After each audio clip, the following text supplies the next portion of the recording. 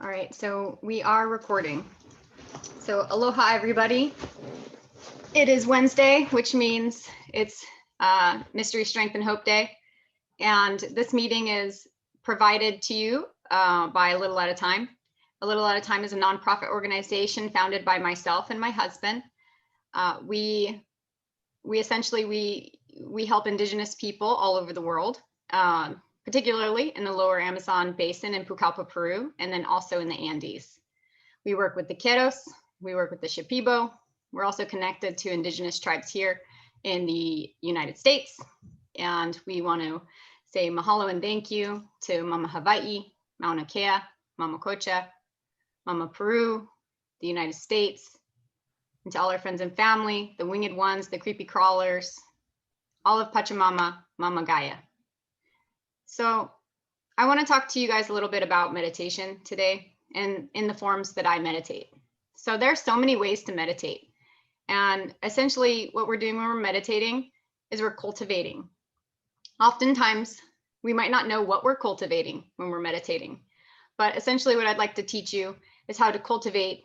Maybe some people call it chi or prana. I want to help you cultivate nectar. I want you to think about nectar, and I want you to think about the stars. The stars are twinkly, they're shiny, they're glowy, and they are nectar. So what's coming off of a star is very effervescent. And this is the material quality that we want to meditate into our space. Just one second, somebody's coming in the room. And let me just.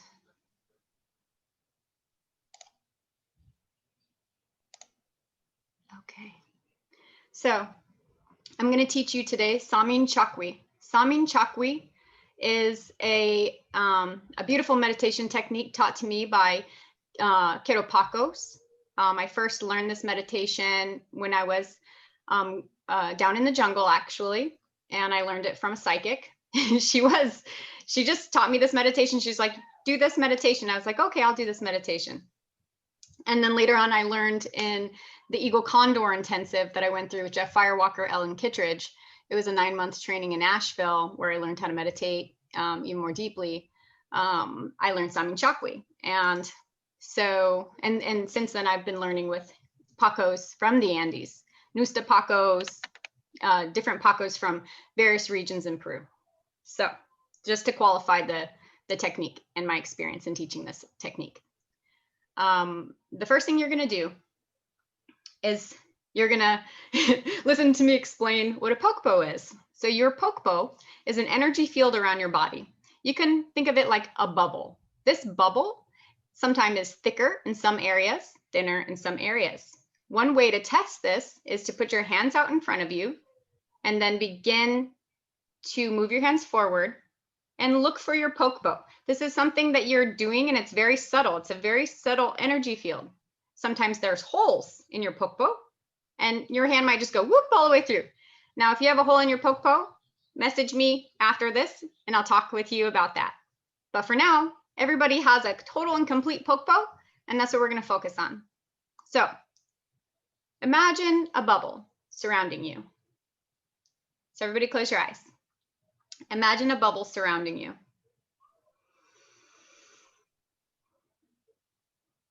Open the top of your bubble. In opening the top of our bubble, we call in and say these words, repeat after me, Samin Chakwi. We're calling in the heavenly nectars of the stars in the cosmos. Samin Chakwi, all the effervescent, beautiful nectar, honey, golden glow of the cosmos, all through our being, through the top of our pokpo, down through our heads, through our throats, through our arms, our hands, into our trunk of our body, flowing into our feet. And what this is doing is breaking up the heavy energy in our body. So focusing on the heavy energy areas, bringing nectar, Sami to those areas, and allowing that to fall to the bottom of your pokpo, Call again, Samin Chakwi, flooding our pokpo, flooding our bodies with this heavenly nectar, allowing the heavy energy or hucha to land at the bottom of your pokpo. Opening the bottom of your pokpo, release your heavy energy and give it to Pachamama. She takes this hucha and as a gift, as compost. This is what makes the trees. The heavy hucha isn't bad. It's beautiful and it's good. And it's for Pachamama. So again, let's call Samin Chakwi through our pokpo, through our bodies, through our bellies, through all of our heavy centers, our legs, releasing to Pachamama. Sometimes when you do this, more pains will arise. And this is normal because we're clearing away layers of heavy energy.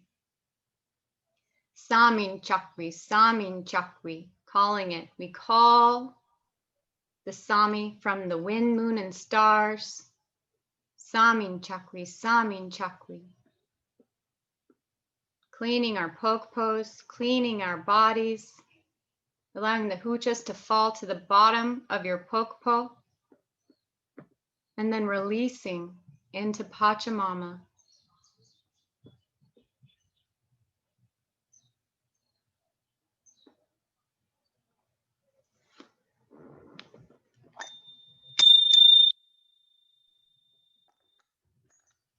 Thank you, thank you. Thank you. Anyaiki Kuyaiki. This means sacred thank you. In the Andean tradition, we say Anyaiki Kuyaiki, sacred thanks. There are more parts and meditations to add on to this one meditation. I can tell you from my own experience, just this one form, Samin Chakwi, when we perform this one form, we are doing ourselves such a great favor. We're clearing out heavy hucha, heavy energy, heavy thought energy. So I challenge you to please just perform Samin Chakwi every day and watch it and see what your results are. There is a second part to this meditation that I will teach next week, and it's called Saiwa Chakwi. So it's the connection from Pachamama to the cosmos. Last week I taught how to create an axis mundi, right? To work from a space. This week I'm teaching how to bring in this energy, and next week I'll teach how to bring up the energy. So thank you so much. I think Davi just got kicked off for a second. She'll come back in. So I'll just keep talking about meditation. So why do we meditate and what is it good for? Does anybody have an idea of why we would meditate? Does anybody want to speak to that? Oh, we can't hear David.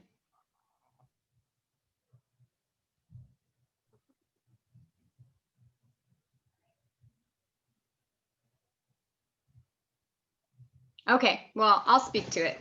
So a lot of us are just plain suffering, right? We're just here suffering in the world. And we're like, oh, my day is so hard and this is so hard.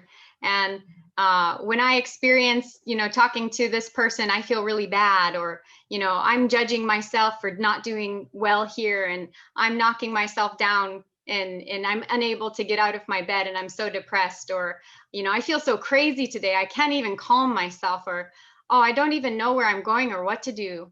So I can tell you that I've been that person. And in my life, I've suffered from a lot of mental illness. I've suffered from a lot of addiction. I've suffered from a lot of trauma from even at a young age. Davi's back.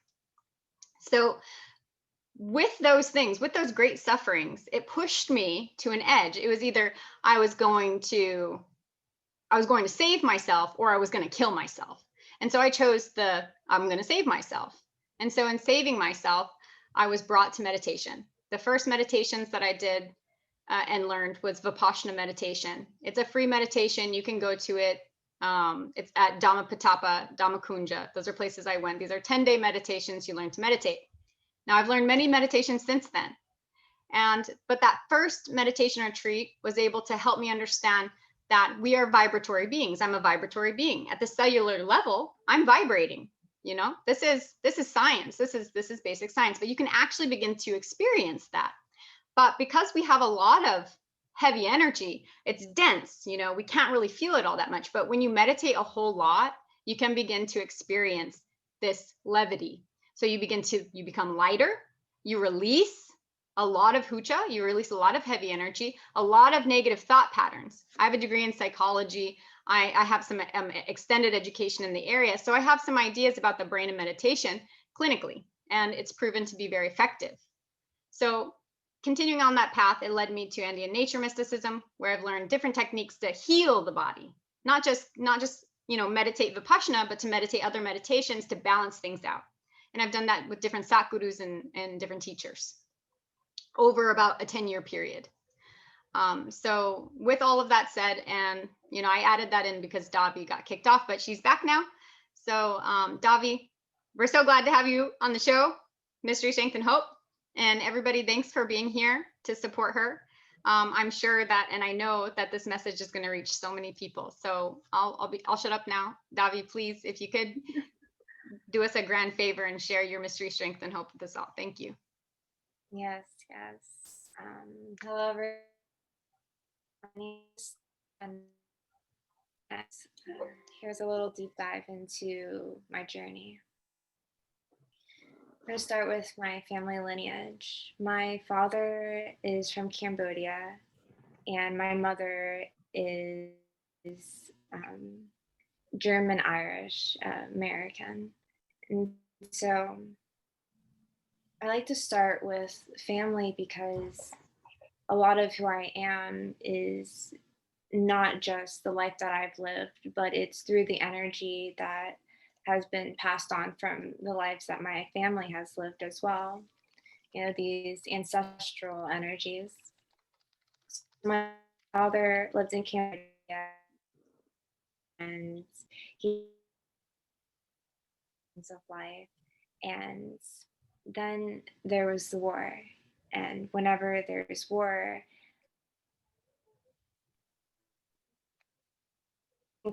is like it was the Vietnam War, so like America and Vietnam are fighting, but it very much impacts the other countries that are surrounding.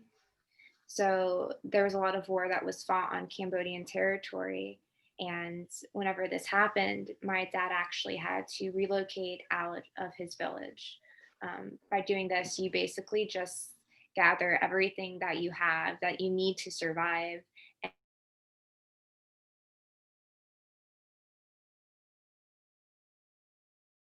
You need to find a safe place. There were several different camps set up along the ways, and so it's basically their only chance for any sort of refuge.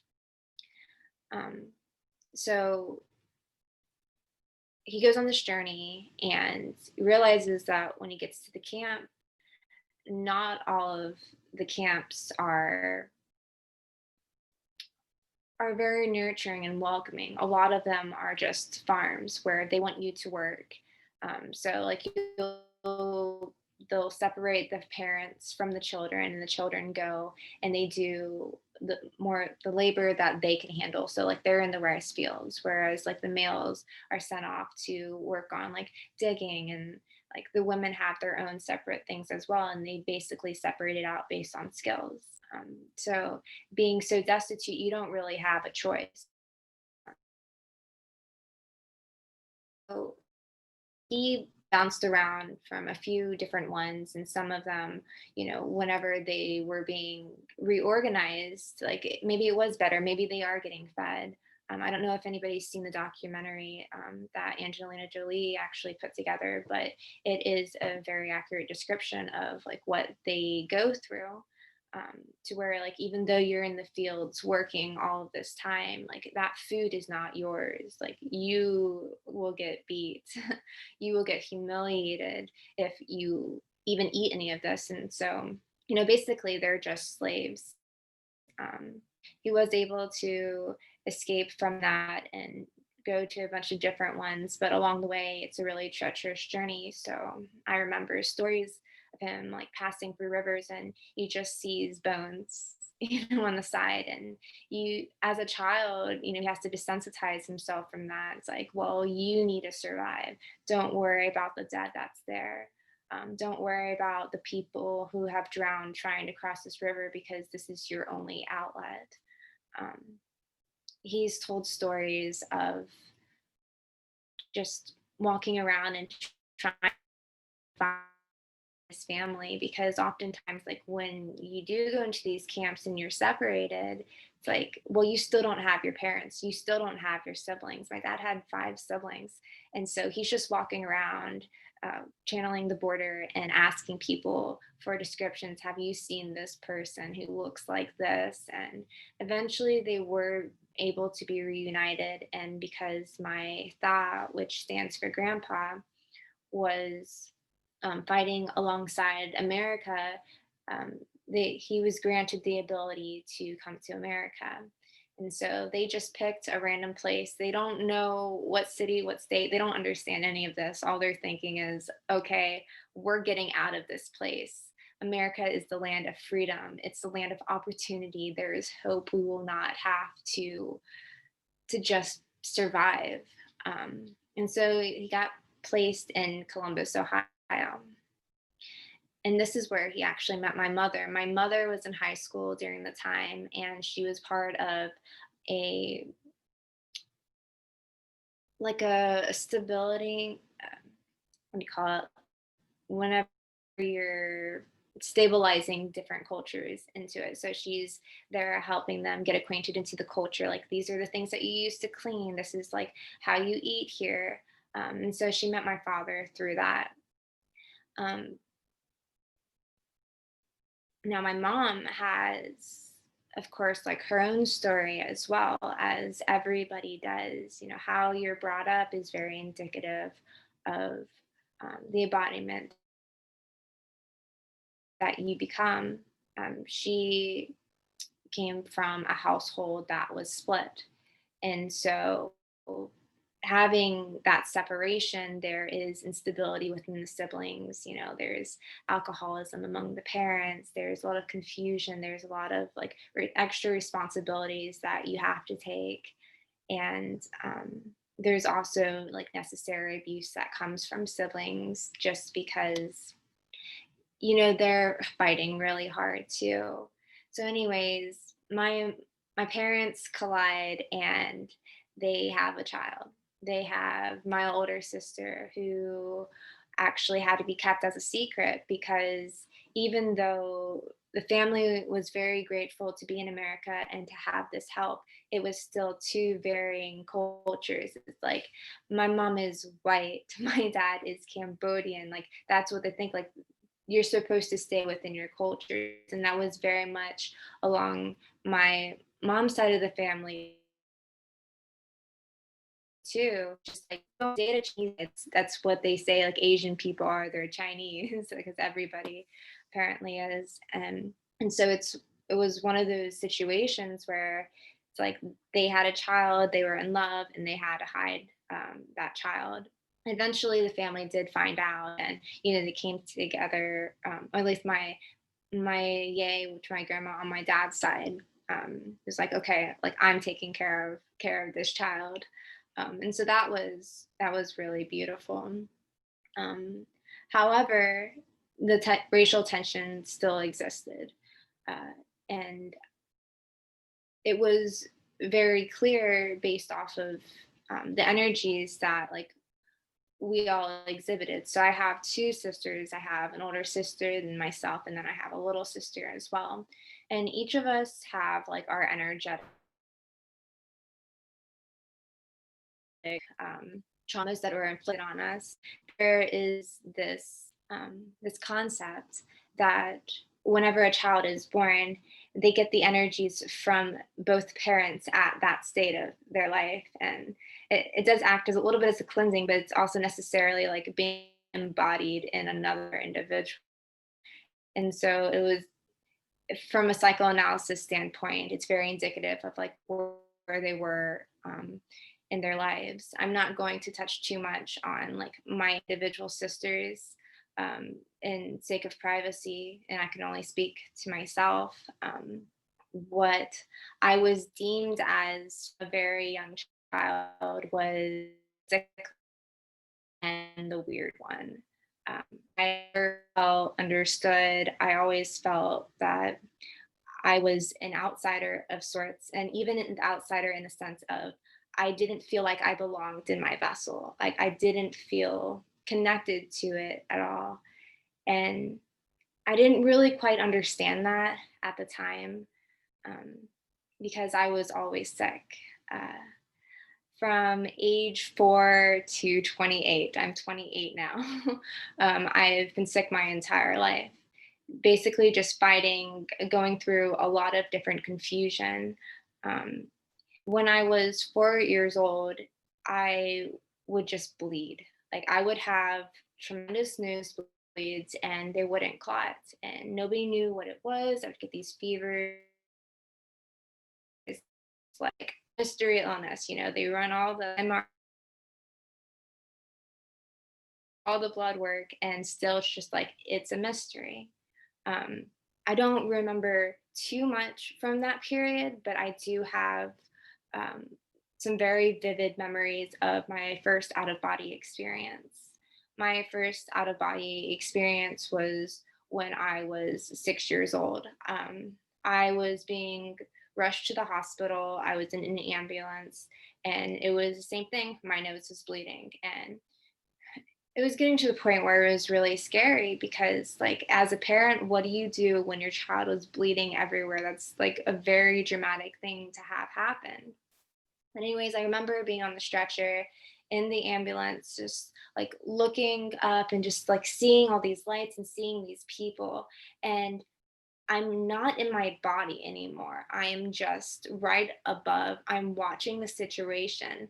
And the last thing I hear before like I completely snap out of that is like, it's not clotting. I don't know what to do. And they're shoving like cotton up my nose, and then I'm out. I did end up getting a blood transfusion, and I woke up in the hospital, and all I remember is walking downstairs and getting a bag of chips with my mom. And like that was what that was. Um, there are, I'll dive into like the different illnesses throughout the course of this conversation. Um, but to bring it back to location, because that really did shape the entire journey, um, I'll go back to Ohio. So I was born in Ohio, and with all of the different energy and tensions that were happening, my parents did decide to relocate.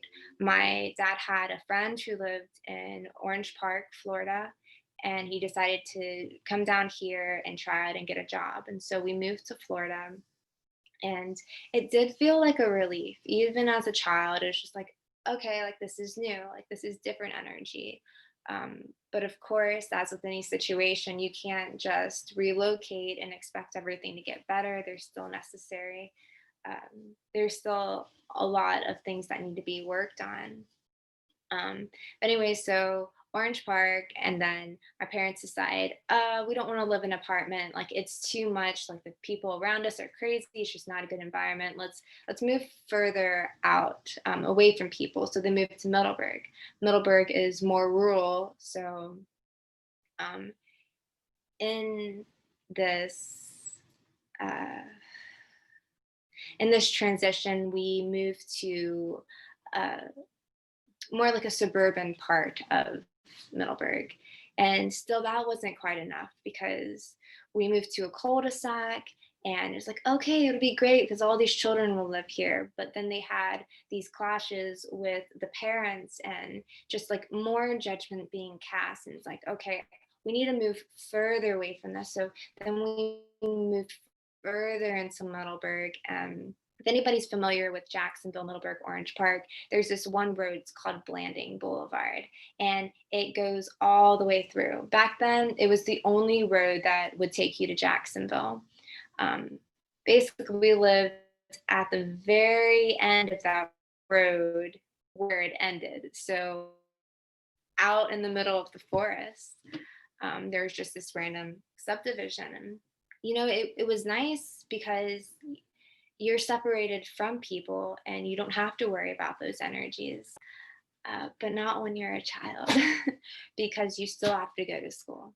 I felt the same way I always felt, which is I didn't belong, because there were like rezonings, and of course, like having to move so many times. I think I went to 8 different schools growing up, like from elementary to high school. And some of it was moving, but some of it was also just like some rezoning going on. And so, like, being the new kid all the time was pretty hard, because I already had issues connecting with myself. So, like, connecting with other people, I felt like I was always just observing. Um, Fast forward to high school. High school was probably uh, where I gained a lot of growth, because I started to be more aware of the racial tension. The racial tension didn't end in Ohio. Um, it just continued to follow, because whether I saw it or not, I would see everybody, like, I would look for that deeper connection. I'm looking for their soul. And I started to realize, oh, I am different. And I only really know this because people keep calling me Chinese, or they're making jokes, or I'm in my guitar class and they're playing a song. There was this, so in the guitar class, there's a set of bleachers. And so I have to walk up these bleachers and walk by all these people, and they would play dun dun dun dun dun dun dun over and over again. And me just thinking, it's like, why am I so different? Like, why are they giving me this attention right now? It feels really negative. And so I would just consume myself in my work and in my studies and in my practices. And that helped me, of course, like academically and musically as well. But it's it proved to work against me, because I was able to block out everything that was going on around me and focus inward.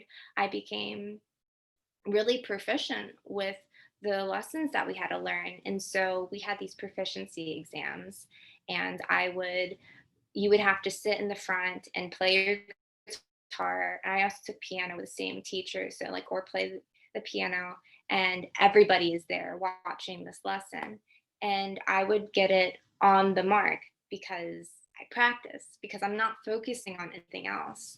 And one day, like, there were always murmurs about me anytime I was up there. But one day I walked back to my seat, and this guy stands on top of his chair and he's shouting down at me, and he's saying, the only reason you're smart is because you're Asian. The only reason you can play the guitar is because you're Asian.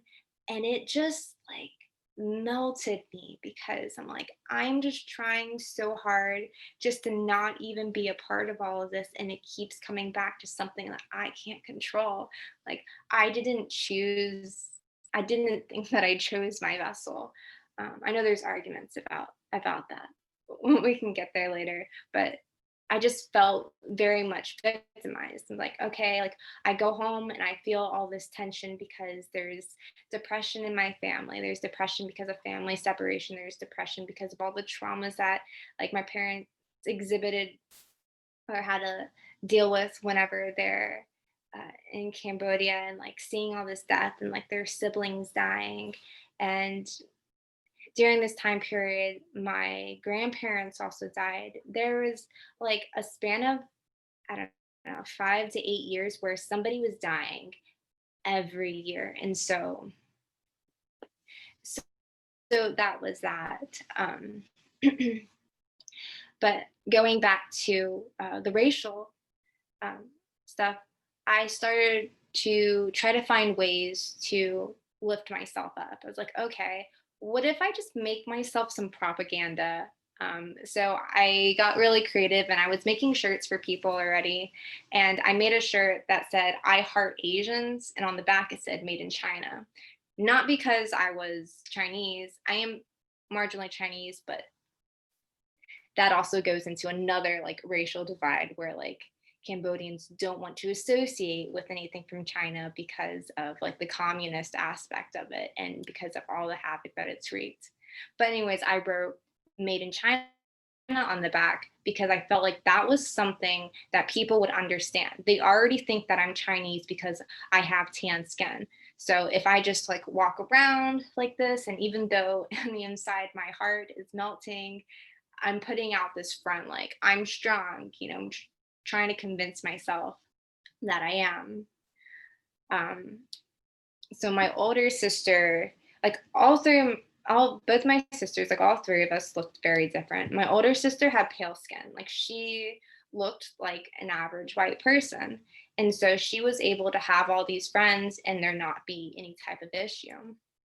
One day I went with her to her friend's house. And this is out in Middleburg. So mind you, like this is on acres and acres of land and it's a trailer. And so it's one of those ideas of like, if you scream, no one can hear you. Like there were murders that people knew of. And like there weren't even real investigations because it's so hard to find anything out there. It's so hard to hear screams and like you hear gunshots all the time and it doesn't even matter because it's just like, oh, somebody's hunting. Like that's what the culture like chalked it up to. But anyways, so I was there with my sister and her friend and a car pulls up and her friend looks at me and is like, get in the closet.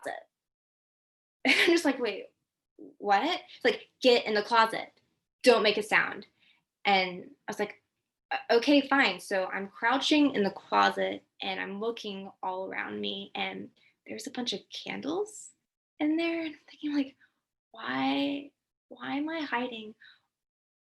And I hear the door open and I try to steady my breathing as her dad is walking through the house and she's frantically like trying to be like, oh, hey, dad, this is my friend. Like, what are you doing home early?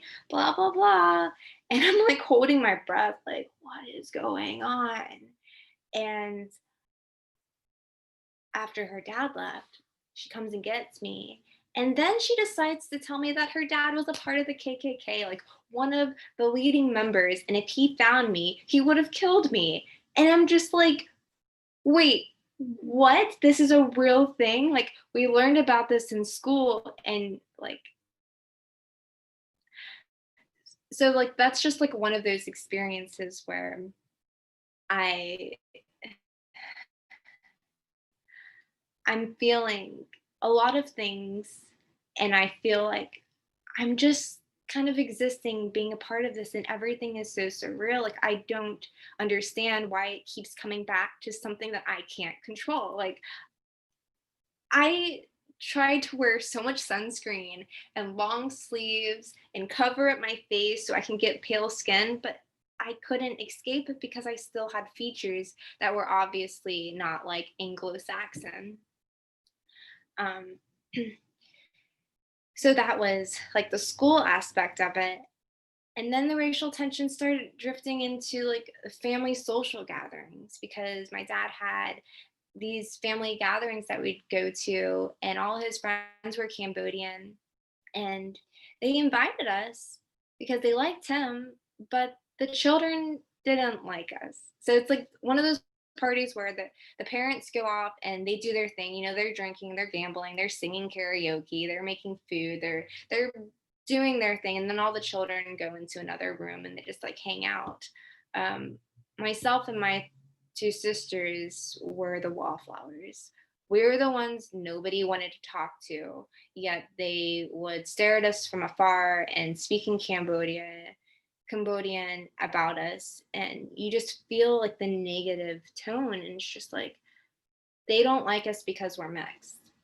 Like, they're like, oh, they're half white. And it's just like, yes, but we're people, It's like, it's not really something that we can control. And sometimes the adults would do it too. Like I'd go and walk up to get some food from the table, and they're like, "Oh, it's fine, and I'm not actually saying words. I'm just like mimicking the accent, which is probably bad. But yeah, they would say things, and even though you don't know what they're saying, like you learn energies very quickly. You feel all of that, and I decided like, okay, like, well, I can't be around the children because they really don't like us, and I can't be around the adults. So I'm just gonna go and I'm gonna watch these Cambodian karaoke. I'm gonna be in the corner. I'm gonna be silent. And then like my parents were always like trying to pressure us, like, go play with the children. It's like, yeah, like I want to go play with the children, but also they hate us for like, and that's not something that's easily to like translate to others. Um, and so that was just like some racial tension that I dealt with, and just like feeling really outcasted by something that I couldn't control.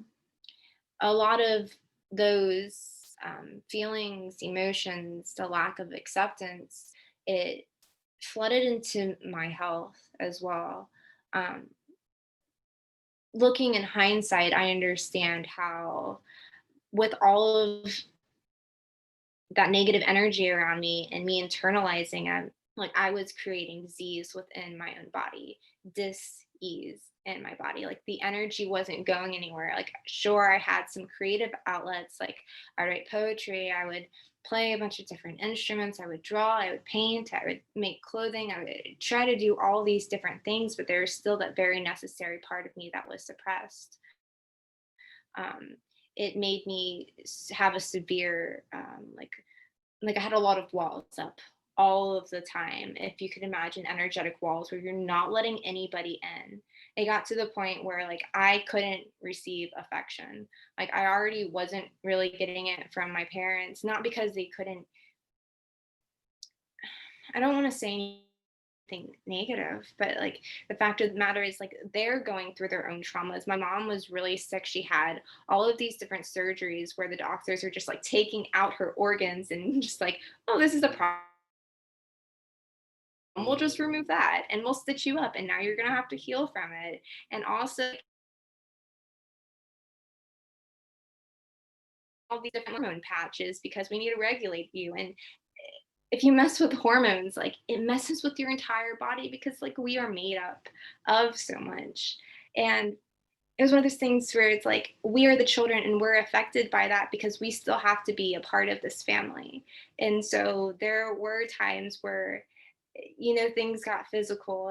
It's not just like verbal. Like I remember once, like my sisters and I, we were, because of what I was referring to in the beginning, how like we each had our own like energetic traumas that were placed upon us, like we were very much divided. um I always try to go for connection, but it would never last very long because there would be some sort of competition between us. But I remember one day, because like I was always really tiny and frail because I was always sick. um, I couldn't really fight back physically. And I also like refused to, like, I didn't want to have to. And so I would just like do these like mental games with them where I would flex that I was smarter than them because like I could spell my older sister's middle name before she could, and I would rub it in her face, just like really awful things. And even though I'm not being physical towards them, like it was bad and they could feel it, and I felt like that was the weapon that I had to use. And so my sisters would get physical with me, and they would kick me, they'd bruise me, they would punch me in the face, give me bloody noses, dig their nails in me, like dig their nails in themselves and then tell on me like I did them. And I'm not trying to talk bad about them, just saying like these are like what they felt like they needed to do as well, because they didn't know, like they don't know how to let that out. They just know like we're competition, like we're fighting against each other. Anyways, one day I had a sneaking suspicion, and this goes into intuition, that my little sister had dipped my toothbrush into the toilet. And I'm just like, I just knew it. And it's not like she said she was going to do it. It's not like I smelled my toothbrush or anything. I just walked into the bathroom and I was like, she did my toothbrush in the toilet. And I told my mom that I wanted a new toothbrush. And she's like, why? And I told her, and she got so mad and just like, the anger comes out. And whenever anger comes out and dramatic emotions, and this goes for both of them, it goes for everybody, it's like rage. Like rage just piles in and it takes over a person, and then they're not themselves anymore. They just completely disappear. And you learn through like really intense pain how to separate yourself from your vessel so that you can tolerate it.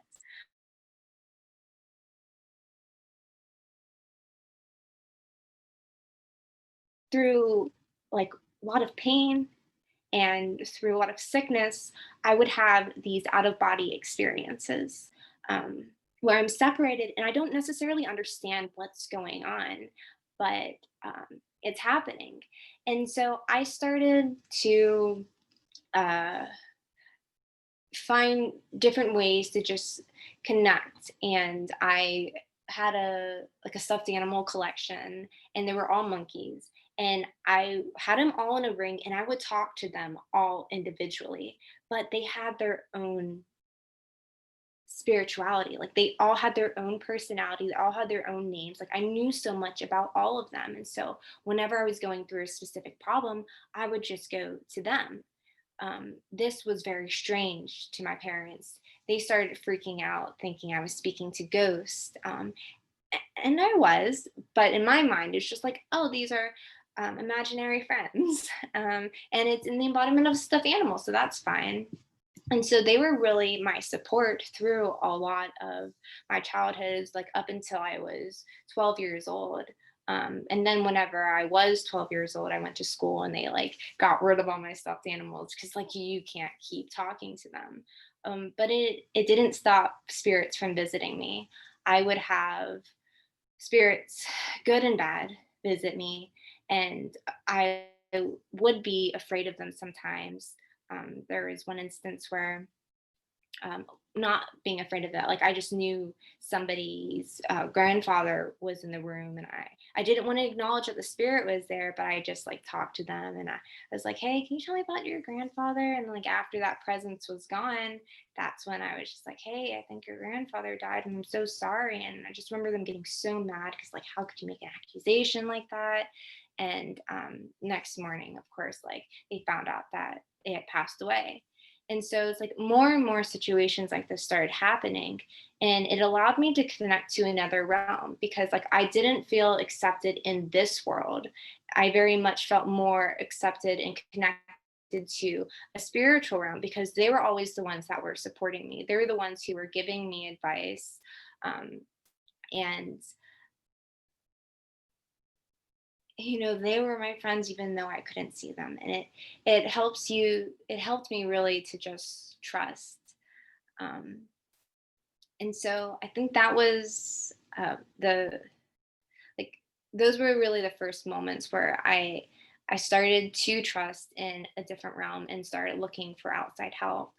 Um, when when we go back to sickness, because this also really um,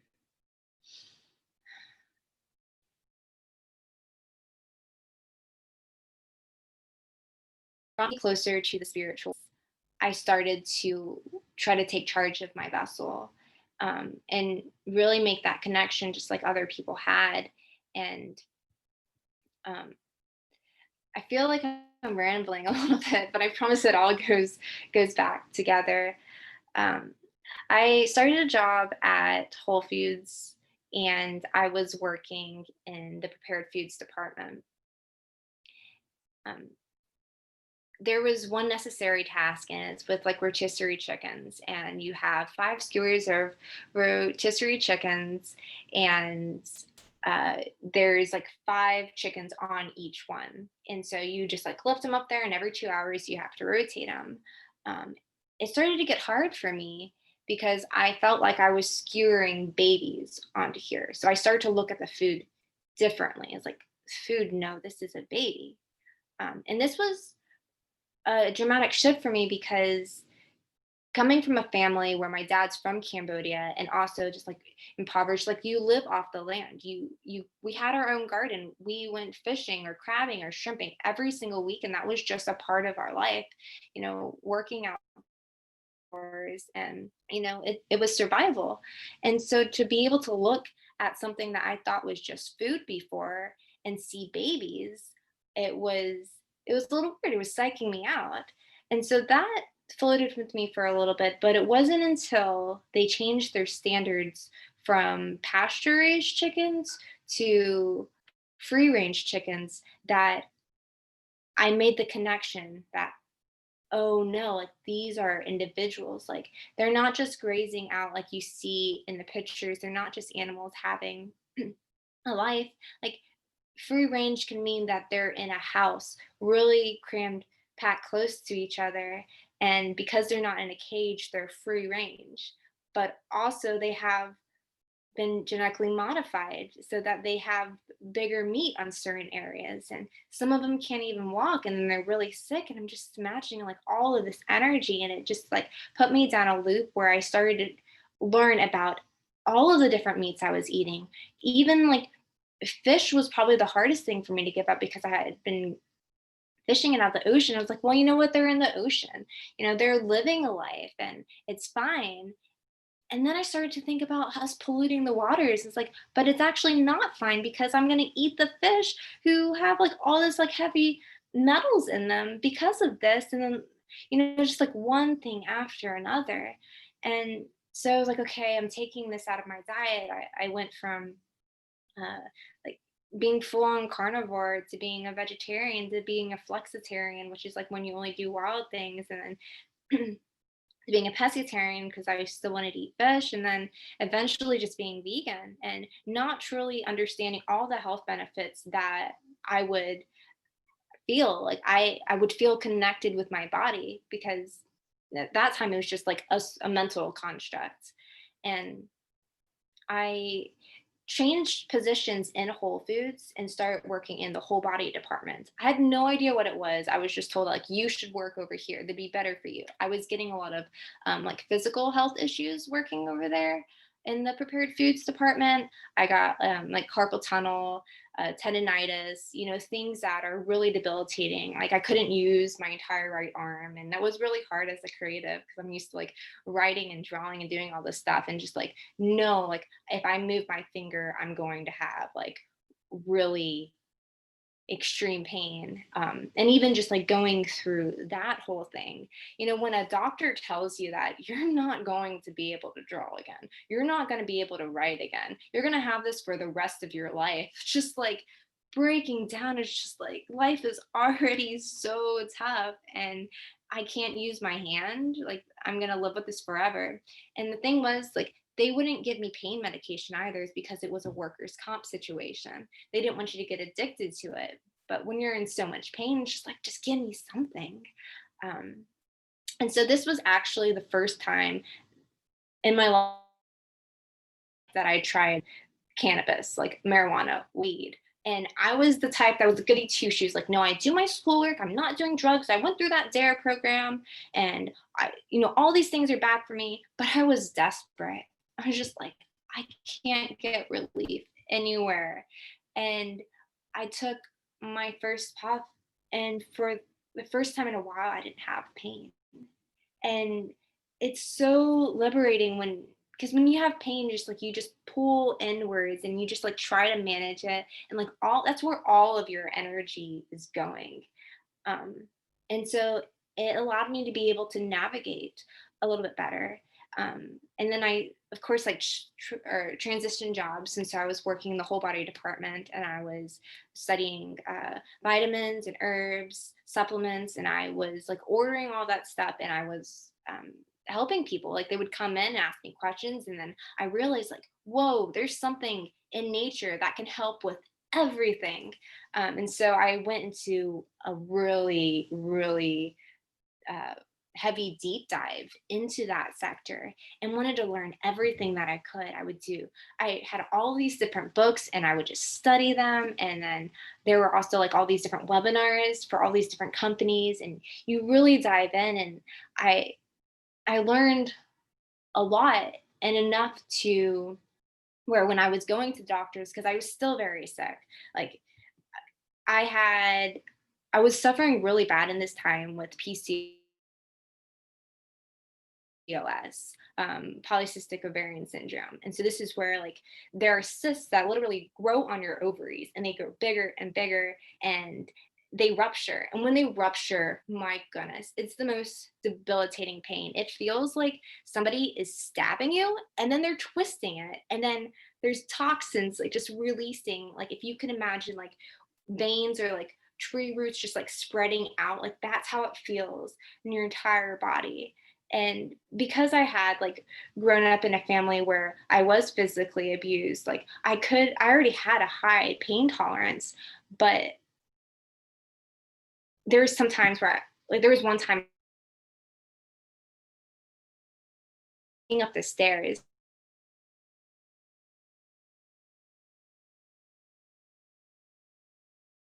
I stayed there until the pain was tolerable enough to where I could crawl up the stairs. And I remember making it into my apartment and just closing the door behind me and just like passing out on the ground. Like, I made it. I'm safe. I'm not going to be looked at like a weirdo because I'm here right now. And there have been like several instances where like the ovarian cysts got like really bad and ruptured, like even several times where like I'm at the restaurant because I have a vegan restaurant in Jacksonville. It was very demanding, and I'm out for a week. And that's like the hardest thing because you feel like you're letting people down because it was in the first year, and the first year is always the hardest because you're trying to figure out everything and like the money situation. And anyways, um so I was dealing with a lot of that. I went to the doctors and I would tell them about certain things, and they're just like want to prescribe me stuff or not listen to me or write me off. They wanted to start telling me that I was anorexic and that, oh, or that I needed to eat ice cream every night. Just like really strange things to prescribe somebody, especially like, nobody wants to be told that they're anorexic, especially if they're eating all of the time, trying to eat. Like this was something that I had to deal with throughout my entire childhood, is always being super super skinny and that being like socially unacceptable. So my parents like always making me eat the most food even though it would make me really sick.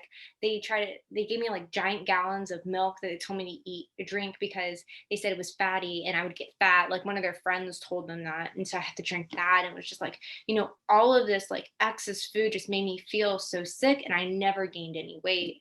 I even had to do like these weight gainer shakes, and I remember they were huge for a child, and I'm just like drinking it, and just like my dad watching me and just like, you have to drink the whole thing, and just like all these experiments, like it's not working. So going to a doctor, being in my 20s, and then telling me that I'm anorexic, and then people in school tell me that I'm anorexic or bulimic and all these different things, it was really really hard, because these are people that are supposed to help you.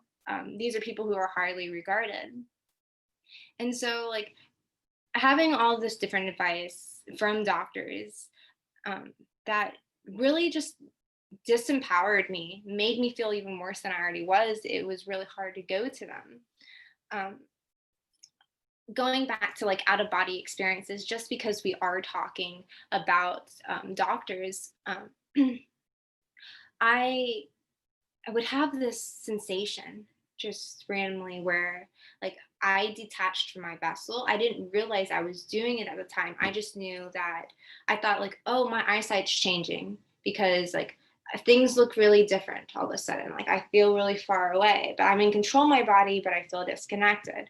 Um, so I talked to doctors about that. Doctors accused me of being on drugs. I went to the optometrist about it. He just tells me I'm crazy. And it's just like, okay, like I'm asking throughout my childhood, throughout my teenage years, throughout my adult life, and I'm getting all of these different accusations instead of the actual help that I'm looking for.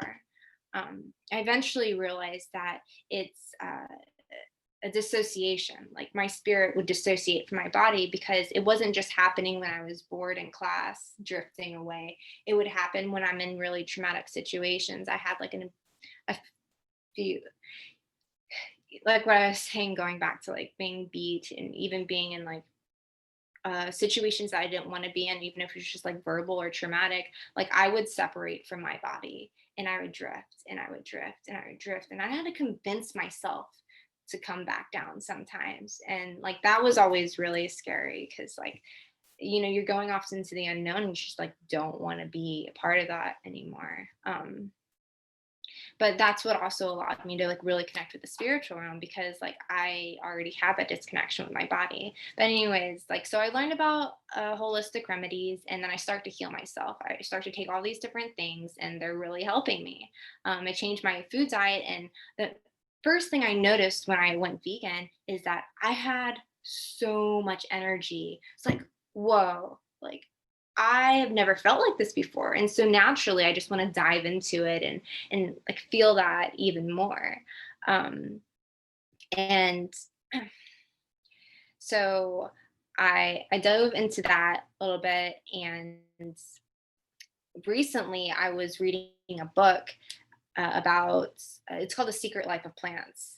And this is where I started to realize like I already knew like there's like spiritual aspects with like humans because I'm experiencing it all the time, and I knew it with animals because I always felt really connected with them. And then I realized plants too, and I started observing like how I would feel around plants or different messages that would be communicated, and like looking over my lifetime, like, so a lot of the spirits, they're not just like like from people, like they were necessarily trees. Like I would just channel and I would like feel really drawn to be underneath a tree, and then I would get like all of this advice and I would just like sing it because a lot of times it comes out in poetry, it comes out in song and lyrics. And so like I'm listening to what I try to hear. Okay, I'll sing one. There's one where I was really sad. I was going through a divorce at the time, and I wanted connection. I so badly just wanted to be connected to anything, anyone, because I just felt like I was alone. You know, I was just drifting out, and like this is the theme in my life. And so I'm underneath this tree, and I get the download of I hear the trees as they weep, and I hear beyond the sun shining. Lay down, darling, lay down, my dear. And I would hear that lullaby in my head, and I would sing it out loud, and I would dance to it. And it was the most beautiful advice that I could get. And it helped me because, you know, I was just being told to relax a little bit, like to be comforted. And though I couldn't see who it was, and I did my psychoanalysis, I was like, well, maybe I'm just telling myself this is because this is what I think that I need to hear. And regardless of whatever the reason was, you know, it really helped. And so I would just seek out trees, and I would come up with songs on the spot, and they were always so relevant, not just to what I was going through, but to what other people were going through.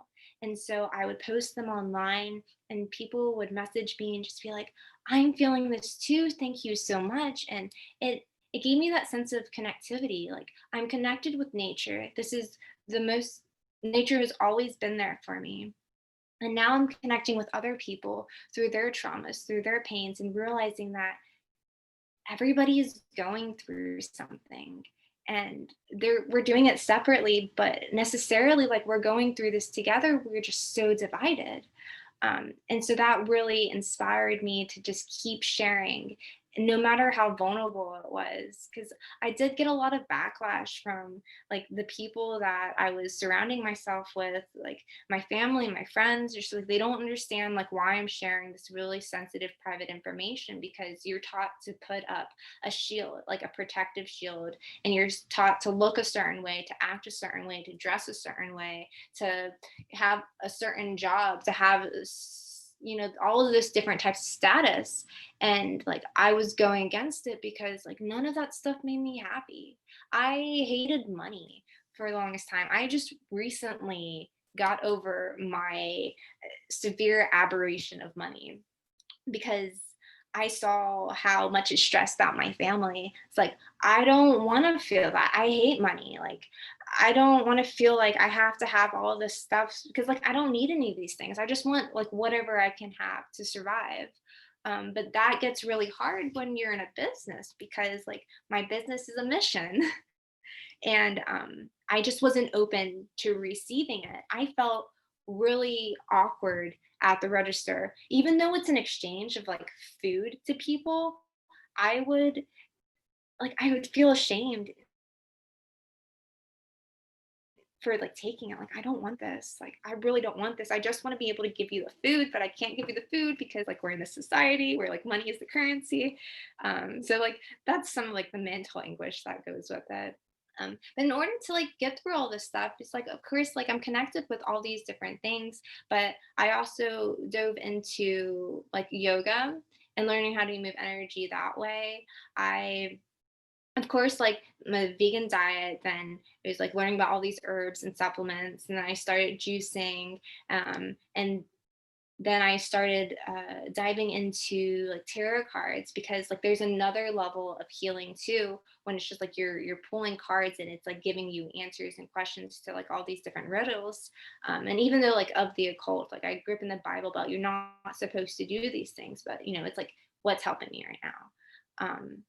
And so going through all of that, I also started getting into energy work. I was really always drawn to like Tai Chi, or like the Avatar, The Last Airbender, where they're like moving water and fire with their hands, and it's just like it looked so nice and flowing. And so I took a course online for energy medicine, and it's a lot of like what I'm teaching now is like how to like move different things. And the reason that I do it is because like I can feel the difference. I learned that a lot of the pain that I have in me is from energy.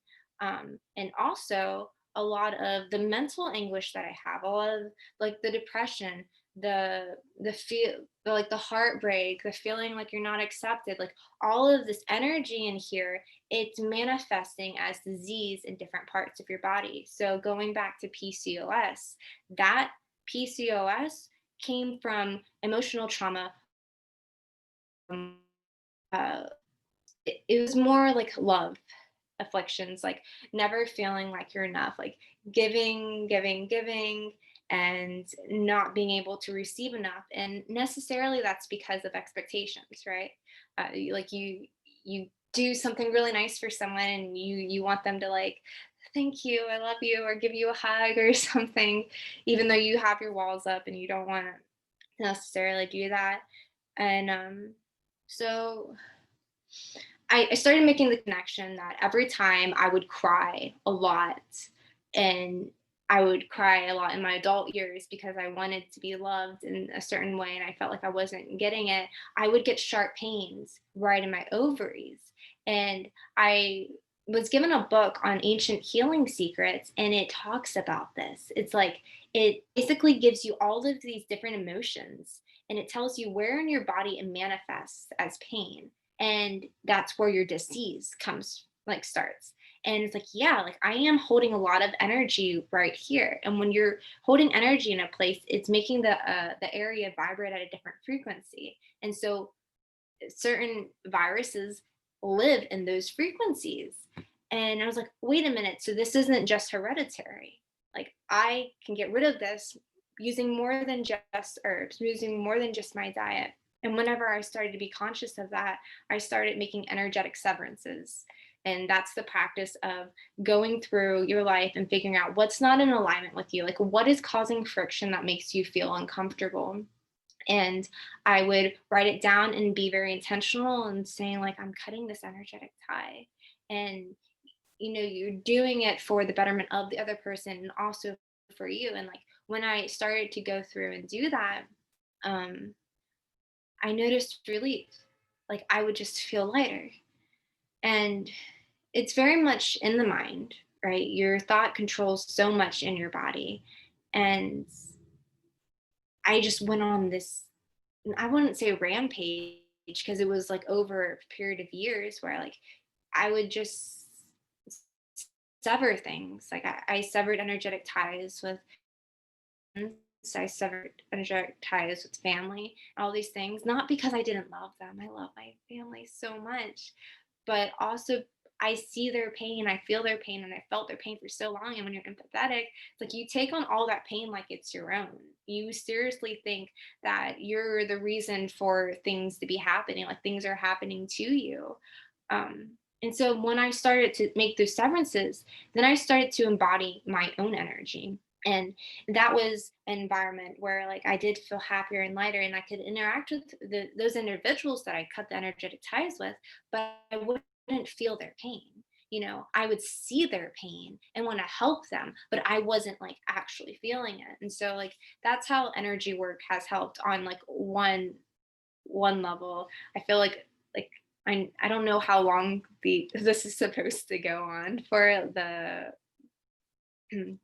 live stream, and so I'm just like trying to go through this list. um okay, let's yeah. Yes. Hey, Davi. Thanks so much. Hi. Yeah, Sorry. if you can go about like 5 more minutes, that'd be awesome. Okay, 5 more minutes. It is 8:07. So I'll go to one of the most dramatic things that our society is really freaked out about, and it's cancer. Super taboo. And I know there's all these different like cliché terms on how you're supposed to talk about it. So I'm going to do my best to do that.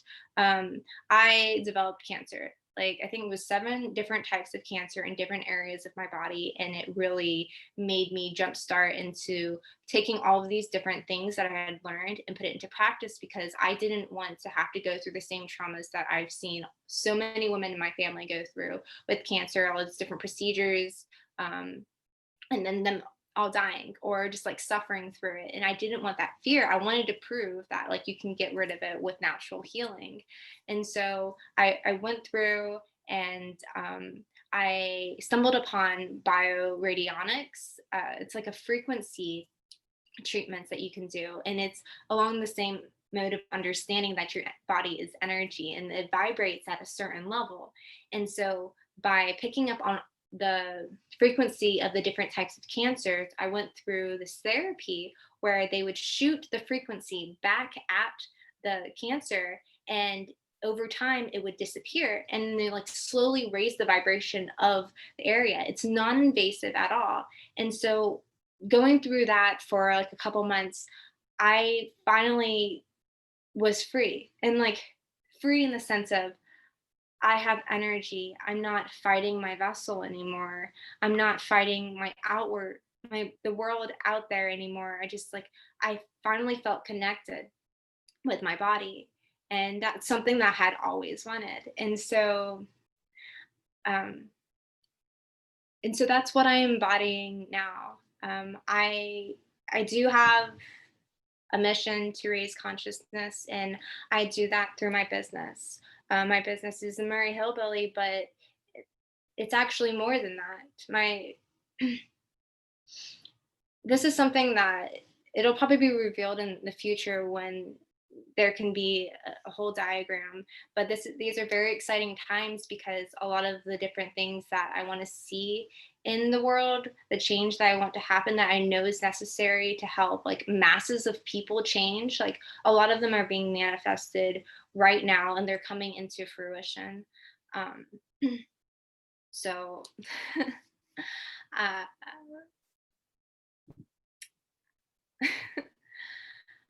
so here I am today, and I am flowing in my energy because I feel free, connected, and I don't want anybody to have to go through what I had to go through to learn how to heal yourself. I feel like we're all struggling so much, and I, I feel like I've found a way to combat it, and I'm just sharing that with people. And there is one simple way that everybody could actually heal each other, and it's through embodying what you want to see. It is, you want an interaction with somebody, you want to feel love. Like for me, it's connection. Like I love connection because you see somebody for who they are in their soul. You don't see them for their vessel. You don't see them for all this like status at all. It's just like genuine. And when you do that, the energy is so pure and lovely, and you start to feel connected with so much more. And it becomes more than what society has created. And so that's just what my focus is on. It's not letting all those negativity, like all that negative energy, make a home in my body, because I don't want to be sick anymore. And I don't want anybody else to be sick. So I just go around and I share love with everybody, because you can love everybody on so many different levels and have all these different connections, because everybody is so different and special and unique and have all these amazing abilities that they're not even aware of because they're fighting. They're fighting so hard because they're not being seen. And I just want to let you guys know that I see you, I hear you, I feel you, and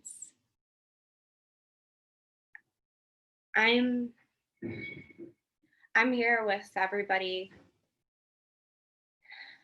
I'm here because there are other outlets that I have a deep connection with, and I have a plan.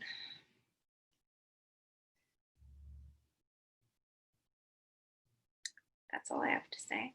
Thank you, everybody, for listening to me ramble. I know that's a lot. Thank you, Davi. Thank you.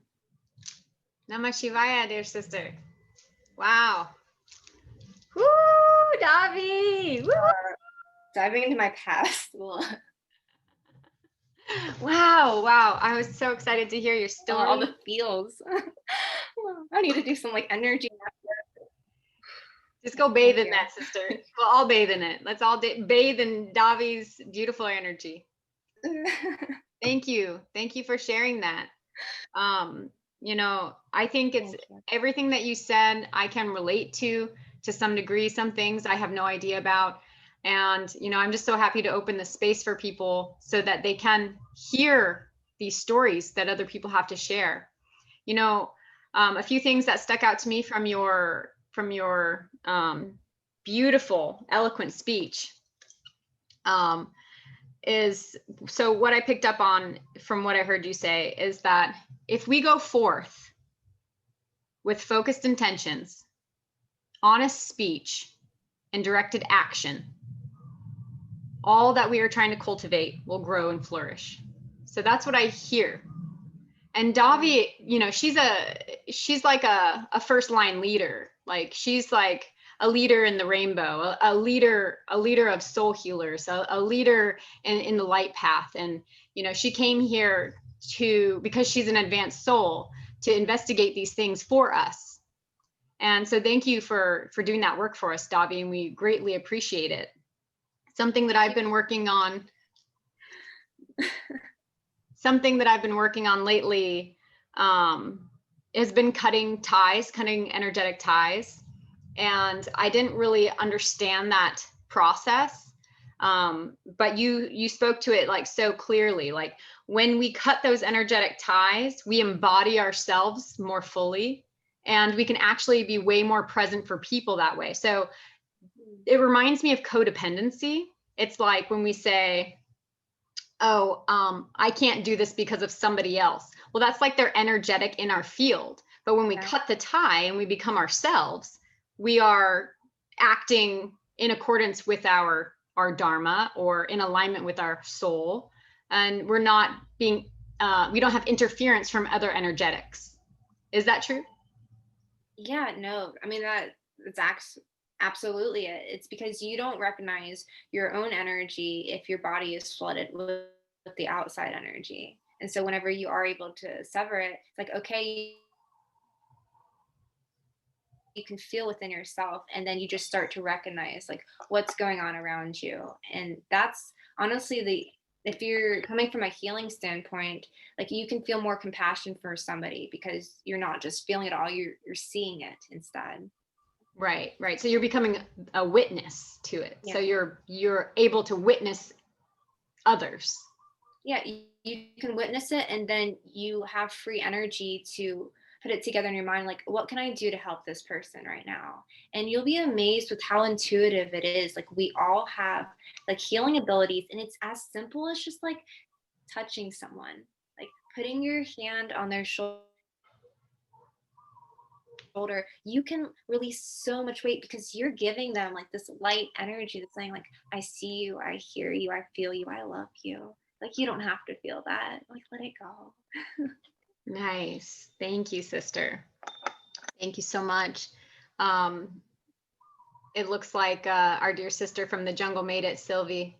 Thank you, Sylvie, for joining us. Glad you could come in at the end. Sylvie and I'm shocked she made it. Actually, I could feel her. I could feel her saying like, "I'll be there." But so Sylvie and I are actually going to be bringing down a group of 10 to the jungle, September 2021, and I'll be bringing them down to meet with Sylvie down in the jungle. You know, everybody's welcome to apply, and does anybody have any questions today for dear Davi?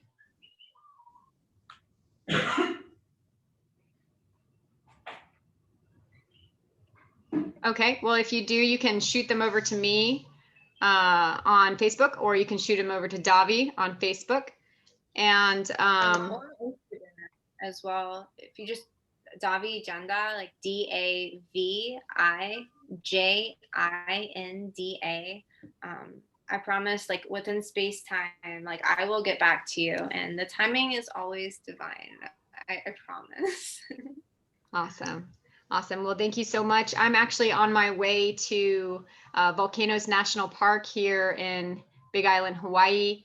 I'm about to bring a very sweet offering that I made this morning called a Haiwarikwi, which will be something that I'll be happy to share about later on. So just let's all send really positive love and Sami to Davi for sharing this message today. So if everybody can just like think Samin Shakwi, you know, sweet heavenly nectar, and just send that to Davi.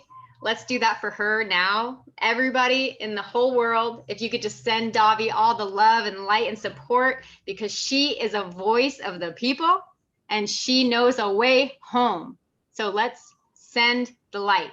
So everybody, Samin Shakwi, Samin Shakwi, Samin Shakwi. Sending it all to you, dear Davi, from here, Mauna Kea, Hawaii, Mama Kocha, Mama Pacifica, Mama Atlantica. Thank you, thank you, thank you, Mama Gaia. Thank you to the celestial spirits. Thank you to everybody who made it today. I'm so grateful for this very tight container. And, you know, thank you, Great Spirit. Thank you, Sylvie, Big Spirit, for joining us from Pucallpa. You know, thank you, Tiara, David, Joseph, Jason, everybody who came here. Thank you, thank you. Mahalo, mahalo, mahalo, mahalo. Thank you, Anyaiki Kuyaiki. You know, this is what we say when we go out of ceremony. So many blessings and peace. I'm going to stop the recording now.